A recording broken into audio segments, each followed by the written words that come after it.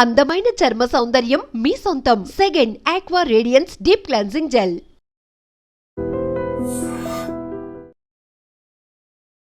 Hi hello namaste welcome back to iDream media. ఇక India Pakistan war అనేది మొదలైంది అని చెప్పేసి చెప్తున్నారు అనలిస్టులు అందరూ కూడా. అలాగే ఐఎన్ఎస్ విక్రాంత్ ఇక కరాచీ పోర్ట్ మీద చేసిన దాడి చాలా బలోపేతంగా చేయడంతో పాటుగా అక్కడ చాలా ధ్వంసం సృష్టించిందని చెప్పేసి కూడా వార్తలు అయితే వస్తున్నాయి. అయితే ఇక ఇండియా పాక్ వార్ మొదలైనట్లయితే ఫ్యూచర్ ఏ విధంగా ఉండే ఛాన్స్ ఉంది? పాకిస్తాన్ బలోచిస్తాన్ రెండు విడిపోయే ఛాన్సెస్ ఎక్కువగా ఉన్నాయంటారా? దాంతోపాటుగా ఇండియా మీద ఎలాంటి ఇంపాక్ట్ ఉంటుంది? ఈ విషయాలను కూడా మనతో చర్చించడానికి, మనకు ఎన్నో విషయాలు తెలియజేయడానికి మనతో ఉన్నారు అంబటి శ్రీనివాస్ గారు, ప్రొఫెసర్ ఇన్ నిజాం కాలేజ్, అలాగే అనలిస్ట్. సార్తో మాట్లాడదాం. నమస్కారం సార్. నమస్తే. ఆపరేషన్ సింధూర్ మొదలుపెట్టినప్పటి నుంచి ఈ రోజు వరకు అంటే ఐఎన్ఎస్ విక్రాంత్ కరాచీ పోర్ట్ మీద దాడులు చేయడం అనే న్యూస్ వచ్చింది. సో మనం నిజంగా దాడి చేసి మనం నిజంగా యుద్ధానికి దిగినట్లయితే పాకిస్తాన్ తట్టుకోగలదంటారా? ఆ శక్తి పాకిస్తాన్లో ఉందా? First of all, I appreciate iDream for taking up this important topic. శక్తి ఉందా అంటే మనం ఇంతకుముందు ఎప్పుడు లేనంతగా భారతదేశం బలాలు, పాకిస్తాన్ బలాలు కూడా స్టాటిస్టిక్స్ బయటకు వచ్చినాయి కూడా.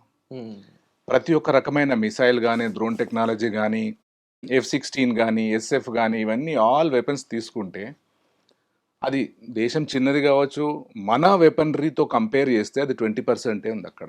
ఇది చాలా క్లియర్. అందులో అవుట్ ఆఫ్ ద 10 ఒక్క దాంట్లో కొన్ని వెపన్స్ ఎక్కువ ఉన్నాయి. సో ఈ వెపన్స్ చూసుకున్నట్లయితే కూడా తక్కువే. 20% is less compare to 80%. Okay, ఇవన్నీ కూడా ఉన్నాయి. పోఖ్రాన్ టెస్ట్ అప్పటి నుండి అన్నీ రెడీగానే ఉన్నాయి. ఒకప్పుడు మనం అనుకున్నాం నేషనల్ బడ్జెట్లో 30-40% డిఫెన్స్కి ఎందుకు పెడుతున్నారని, ఇంత ట్యాక్స్లు ఎందుకు వేస్తున్నారు అనేసి ఇవాళ పొద్దున కూడా డిస్కషన్ అయింది. మళ్ళీ ట్యాక్సులు పెరగొచ్చు అన్నప్పుడు కూడా మన ప్రజలు అనొచ్చు ఎందుకు పెరుగుతాయంటే, ఇప్పుడు బోర్డర్లో యుద్ధ వాతావరణం, యుద్ధం స్టార్ట్ అయింది. అన్అఫీషియల్ యుద్ధం అనొచ్చు, డైరెక్ట్ యుద్ధం, ప్రచ్ఛన్న యుద్ధం కాకపోయినా జరుగుతుంది. ఎందుకంటే ప్రచ్ఛన్న యుద్ధం ఎందుకు అనట్లేము అంటే మన సామాన్య జనాలకు టెన్షన్ పడతారు. అవును. ఇప్పుడు మనం ఈరోజు ఇక్కడ కూర్చున్నామంటే కూడా మనం because of the central government strategy. యుద్ధం జరుగుతుంది, యుద్ధం జరుగుతున్న క్రమంలో మనం మాట్లాడుతున్నాం అంటే వాళ్ళ స్ట్రాటజీ ఎంత బాగుంది అన్నట్టు. సామాన్య ప్రజలకు ఇబ్బంది లేకుండా యుద్ధం జరుగుతుంది. అంటే మేమ్ పేజ్లో కూడా క్యారమెల్ పాప్కార్న్ మీద 18% GST ఎందుకురా అన్న వాళ్ళందరూ ఇప్పుడు సైలెంట్గా ఉన్నారు. ఈ డబ్బులన్నీ కూడా ప్రాపర్గా ఖర్చు పెడుతున్నారు. అయితే ఇలాంటి అవసరాలు ఉంటాయి కాబట్టి ఇలాంటి సిచ్యువేషన్ వస్తున్నాయి అని చెప్పేసి.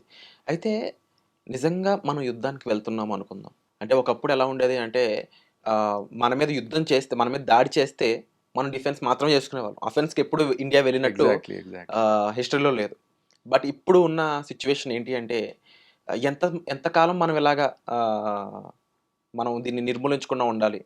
ఒక 10 సంవత్సరాలు అయ్యాక కూడా, దాదాపు ఇంతకుముందు దాడి 10 సంవత్సరాలు అయింది. 10 సంవత్సరాల తర్వాత మళ్ళీ పహల్గామ్లో ఒక అటాక్, గుర్తు పట్టని విధంగా చంపేశారని చెప్పేసి న్యూస్.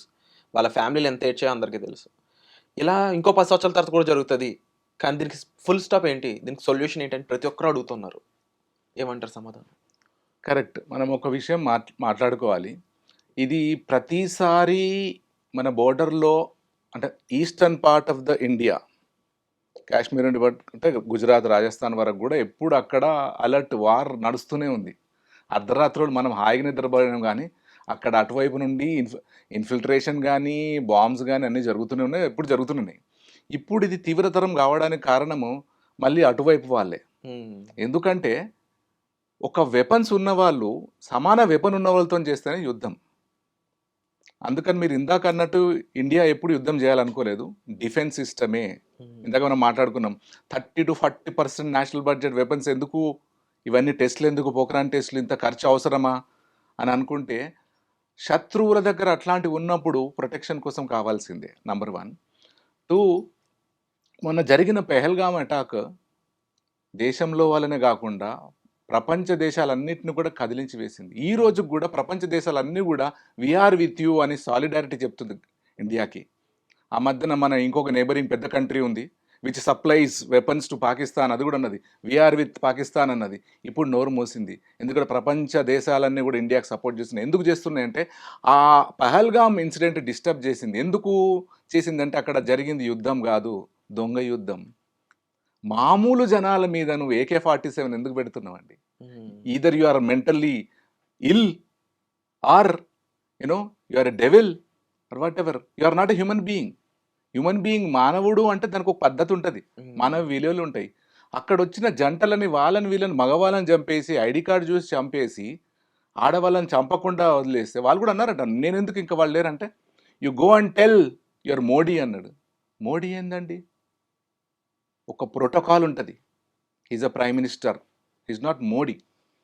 రెండు వాళ్ళని చంపేయడము, రెండు వీళ్ళని వదిలేసి, అంటే పెద్ద ఛాలెంజ్ వదిలేరండి ఇండియన్ గవర్నమెంట్కి, పెద్ద ఛాలెంజ్. పోయి చెప్పుకోండి మీరు ఏం చేయలేరు. మీరు ఇందాక అన్నట్లు ఇప్పటివరకు మన డిఫెన్స్లో ఉన్న, మన డిఫెన్స్ అంటే చేతగానితనం కాదు, బలహీనత కాదు. We're well equipped with all kinds of air, ground and navy. 3 విధాలుగా స్ట్రాంగే ఉన్నాం. మనకు కొన్ని స్ట్రాంగ్ కంట్రీస్ సపోర్ట్గా ఉన్నాయి కూడా. ఎప్పుడైనా ఇండియా మీదకి ఎవరు వచ్చినా కూడా మనకు పెద్దన్న ఉన్నాడు, రష్యా. ఎప్పుడు కాదు, ఇండియన్ హిస్టరీలో తీసుకుంటే వీఆర్ విత్ యూ అంటాడు. ఎప్పుడు అమెరికా న్యూట్రల్గా ఉండడమా, లేకపోతే ఇంకోవైపు మాట్లాడేది అమెరికానే ఇప్పుడు సపోర్ట్ చేస్తుంది అంటే, అక్కడ జరిగింది ఏంటండి, ఆడవాళ్ళు ఏడుస్తుంటే అది పక్కన పెట్టి ఆ యాక్షన్ని తప్పు ఎటు జరిగినా కూడా తప్పు అనాలి. దానికి ఆన్సర్ చెప్పకుండా వీఆర్ రెడీ ఫర్ వార్ అంటే ఏంది, నంబర్ 1. అప్పుడు స్ట్రాటజీగా ఇండియన్ గవర్నమెంట్ ఏం చేసింది, ఆ సింధు జలాలు ఆ జలాలు ఆపింది. ఆపితే అటువైపు మిలిటెంట్ లీడర్లు ఎవరు మాట్లాడుతున్నారు, మిలిటెంట్ లీడర్లే మాట్లాడుతున్నారు. ఇక్కడ గమనించాల్సింది, గవర్నమెంట్ మాట్లాడట్లే, ప్రెసిడెంట్ ప్రైమ్ మినిస్టర్ మాట్లాడు. మిలిటెంట్స్ ఏమంటారు అంటే, is that country under the militant rule or democratically elected leaders. అక్కడి నుండి నీళ్ళు రాకపోతే రక్తం పారుతుంది. ఇది ఎందుకు అనాల్సి వస్తుందంటే, మనుషులైతే కన్నీటి వాల్యూ తెలవాలి, రక్తం కోసం కాదు. నువ్వు మనిషివైతే ఇంకొకరికి రక్తం ఇచ్చి జీవం ఇవ్వాలి, డాక్టర్ కావాలి. అమాయకులను చంపేసి దేశాన్ని ఛాలెంజ్ చేయడం, పోని అంత శక్తి ఉందా మీకు? లేదు. ఇంతకుముందు నవ్వేవాళ్ళు, మరి ఇండియా అటాక్ చేస్తే చిన్న దేశం అది, మీ దగ్గర 80% వెపన్స్ ఉన్నాయి, మీద వాళ్ళ దగ్గర 20 ఉన్నాయి అనేవాళ్ళు. ఇప్పుడు ఎవరు ఒప్పుకోవట్లే. ఇంకొకటి, అక్కడ నేపాలీ కూడా చనిపోయిండు. It is not an Indian issue, it is an international terroristic activity. అంటే ప్రతిసారి కూడా ఈ టెర్రరిస్టులు అనే వాళ్ళు దాడులు చేయడం చేశాక దీనికి పాకిస్తాన్కి ఎటువంటి సంబంధం లేదని వాళ్ళకు ప్రెస్ మీట్ పెట్టి ఒక స్టేట్మెంట్ రిలీజ్ చేయడం, తర్వాత ఇంకా పరిశోధనలోకి వెళ్ళి మన రీసెర్చ్ అండ్ అనాలిసిస్ టీమ్ రా ద్వారా అనాలిసిస్ చేశాక లేదు పాకిస్తాన్కి చెందిన ఆర్మీలో పర్సనే అని తెలియడం, ప్రతిసారి ఇదే ఇంటర్లింకింగ్, ఇదే విషయాలు, ఇదే ప్యాటర్ను.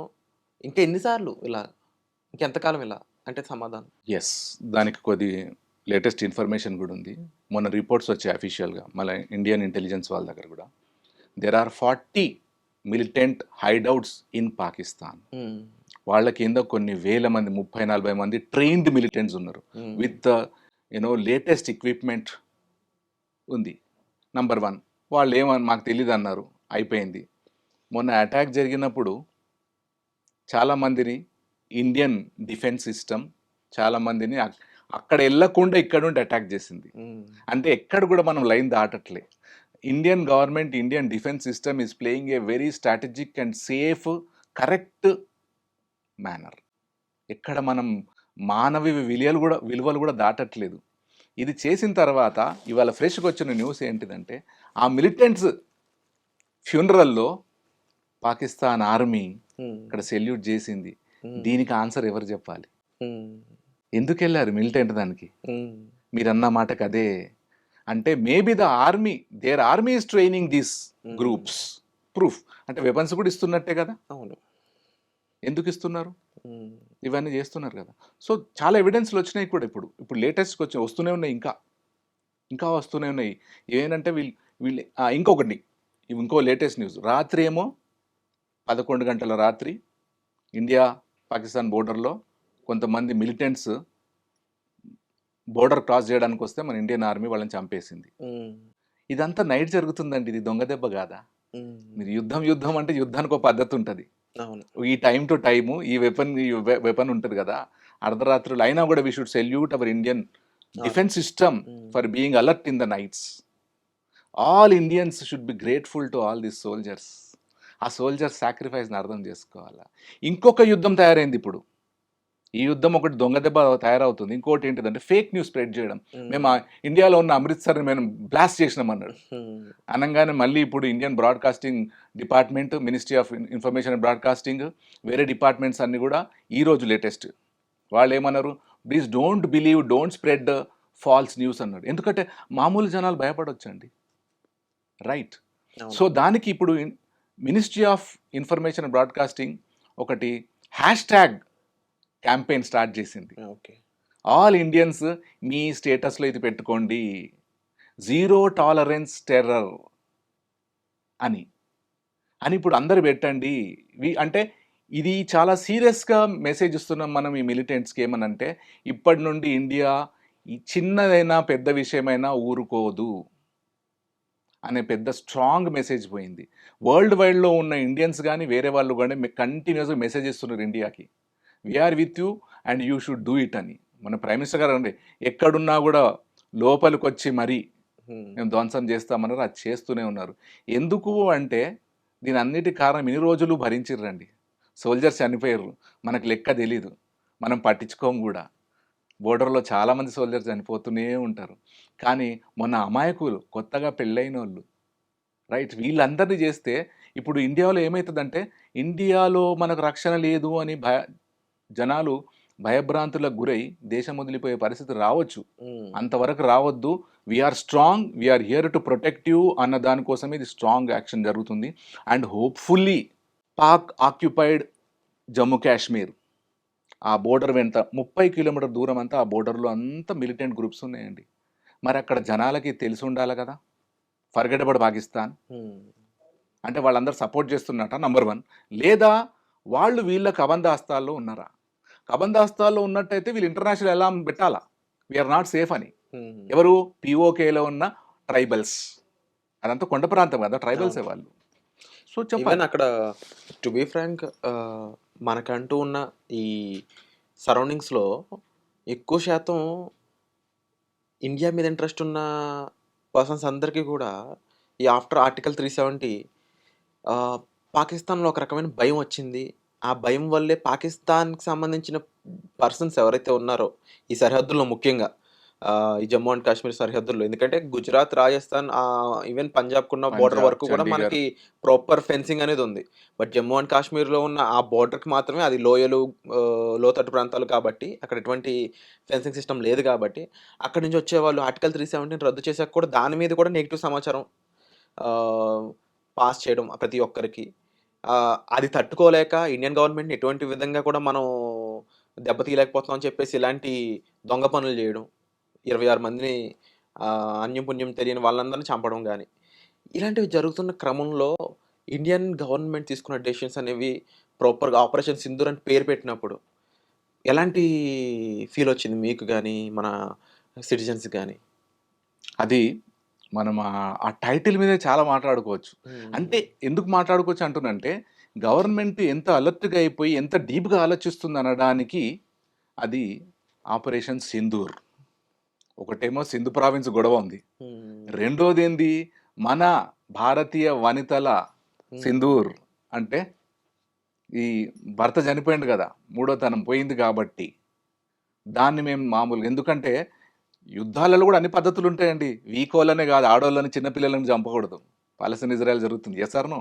కానీ హ్మ్. ఇక్కడ ఆడవాళ్ళని చంపడము ఇది భారతదేశ గవర్నమెంట్ని కలిసివేసిందని చెప్పొచ్చు. సో సింధూర్ అని పెట్టిందంటే సింధూర్ మీరు సింధూర్ తీసేసారు కానీ మేము కూడా దానికి రక్తంతోనే సమాధానం చెప్తాం అనే ఆపరేషన్.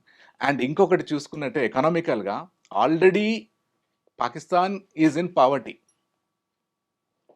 $28 బిలియన్ ఐఎంఎఫ్ దగ్గర తీసుకుంది. హ్మ్. మొన్న మళ్ళీ ఈ యుద్ధం మిస్యూజ్ చేస్తుంది. లోన్ ఎందుకు తీసుకుంటారు మీరు? For the protection and welfare of your country, అవును. Not to wage a war with hmm. Neighbouring countries. దానికి ఎవరు ఇవ్వరు. ఏ లోన్ అయినా రీజన్ అడుగుతారు, మరి బ్యాంక్లో రీజన్ అడుగుతారు, దేని కొరకు అంటే అంటారు. ఫైనాన్షియల్‌గా ఎంత ఇబ్బందుల్లో ఉన్న ఒక కంట్రీ స్టిల్ ఇలాంటి పనులు చేయడానికి గల కారణం ఏంటి? ఇంక దాంతో ఏం సాధిస్తారని చెప్పేసి? అయితే ఇంకొకటి తీసుకోవచ్చు ఇక్కడ. మీరు పాకిస్తాన్ హిస్టరీ తీసుకుంటే ఎప్పుడు డెమోక్రటికలీ ఎలక్టెడ్ లీడర్ ఉన్నా కూడా ఆర్మీ చీఫ్ ఉంటాడు కదా, ఆయన కంట్రోల్ తీసుకోవడం. లాస్ట్ వరకు ముషర్రఫ్ది తీసుకున్నా కూడా కూ అంటారు, సిఓయూపీ కూ. అంటే dethroning someone who is democratically elected. Hmm. Army Fiji ఐలాండ్స్‌లో కూడా అదే జరుగుతది. ఈవెన్ అక్కడ ఆర్మీ బిజినెస్‌ల్లోనూ అక్కడ యెస్. ఇండస్ట్రీస్‌లో కూడా యెస్. మొత్తం domination army. Government is in the control of army. So, గవర్నమెంట్‌కి వర్డ్ లేదని జెప్పాలి. ఎందుకంటే మిలిటెంట్ బేసెస్ అక్కడున్నాయి. అందుకని ఇప్పుడు కొత్త అటాక్‌లో ఏం జరిగింది? అంతకుముందు మిలిటెంట్ బేసెస్‌ని కొట్టినారు. ఇప్పుడు ఆర్మీ బేస్ మీద కూడా అటాక్ అవుతుంది. ఎందుకంటే they are one and the same. Hmm. They are not separate. మనం ఇందాక మాట్లాడుకున్నట్టయితే మిలిటెంట్‌కి వెపన్ అంత ఎక్స్‌పెన్సివ్ వెపన్ ఎక్కడికెళ్ళొస్తుంది? Who is funding it? ఇప్పుడు F-16 కొన్ని వెపన్స్ మిసైల్స్ అవన్నీ ఉన్నాయి. అది చైనా అదది. హ్మ్. అది స్ట్రాంగెస్ట్ అది. పాకిస్తాన్ దగ్గర ఉన్న స్ట్రాంగెస్ట్ వెపనరీ F-16. దాన్ని ఈరోజు ఇండియన్ ఆర్మీ డిస్ట్రాయ్ చేసేసింది. హ్మ్. ఇప్పుడు ఇంకా చైనా మాట్లాడదు ఇంకా. ప్రూఫ్ కూడా దొరికింది. It is a make of China. Right. So, Sindoor అనేదానికి కూడా అది మనం ఇందాక మాట్లాడుకున్నట్టు ఇవన్నీ ఇంకో డెవలప్‌మెంట్ జరిగింది ఇప్పుడు లేటెస్ట్‌గా. Indian government and other countries అన్నారు, please review your funding to Pakistan అని ఐఎంఎఫ్‌కి రాసిరి, ఇంటర్నేషనల్ మానిటరీ ఫండ్‌కి. హ్మ్. అంటే చాలా లోన్స్ ఇచ్చింది పాకిస్తాన్‌కి ఐఎంఎఫే. ప్రతి విషయాల్లో కూడా ఇన్వాల్వ్ అవుతుంది ఐఎంఎఫే. ఈవెన్ మన సింధు జలాల దీనికి కూడా ఏదున్నా కూడా అందరు పెద్దవాళ్ళ సమక్షంలో మాట్లాడన్న దాంట్లో పెద్ద మనిషి ఎవరు? ఐఎంఎఫే. హ్మ్. డబ్బు ఇస్తుంది కాబట్టి, లోన్ ఇస్తుంది కాబట్టి రకరకాలుగా అదే ఉంది. వాళ్ళకి రివ్యూ చేయమనంటే ఇప్పుడు ఆల్రెడీ ఐఎంఎఫ్ రివ్యూ చేస్తుంది.